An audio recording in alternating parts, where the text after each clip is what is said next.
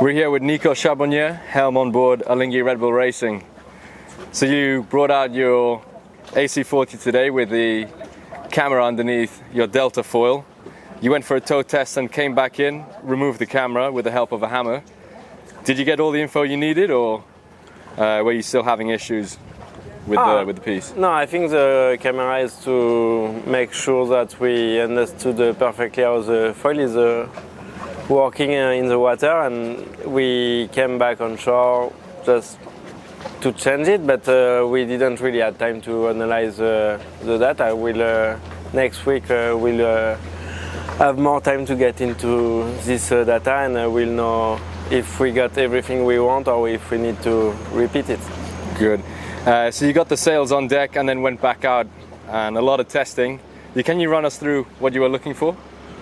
Yeah, we still have some testing to do with our two foils, like comparison to the one we built and the one designed one. And we also had the LEQ 12 sails, so we always happy to learn about our sails and to know how to use them better. So a lot of the sailing, a lot of different modes, some bow up sailing, playing with ride height up and down. Does the bow up sailing help a lot in the light wind, or what are you doing? You're playing with angles of attack? Yeah, the bow up sailing is not really something we use in proper sailing. It's more to see how the foil is reacting to it. It's like you will never see any of the AC40 sailing like this. It's just like a special criteria of the testing we have to do with our foil. So the other week there was a Sail GP Chicago. They were putting the foils up and down to gain some speed. Obviously now you are foiling, but it looked like you were pumping the foil flap. Did it help with any speed?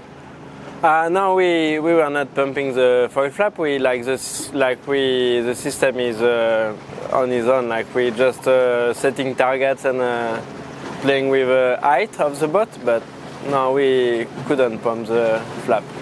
And you were practicing roundups and bearaways on both sides. Did you notice a difference between the performance of the foils? Yeah, I mean the whole goal of the day was just to compare the two foils. Like, we don't know yet if one is better than the other. It's just to see how it works compared to the other one, and just we're gonna collect the data and go into it.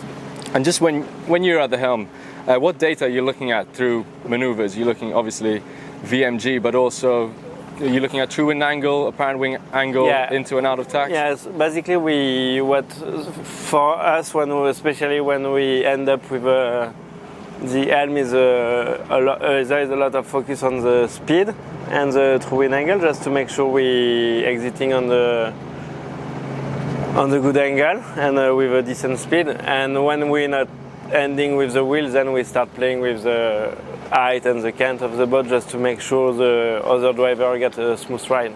So what were your entry and exit angles today?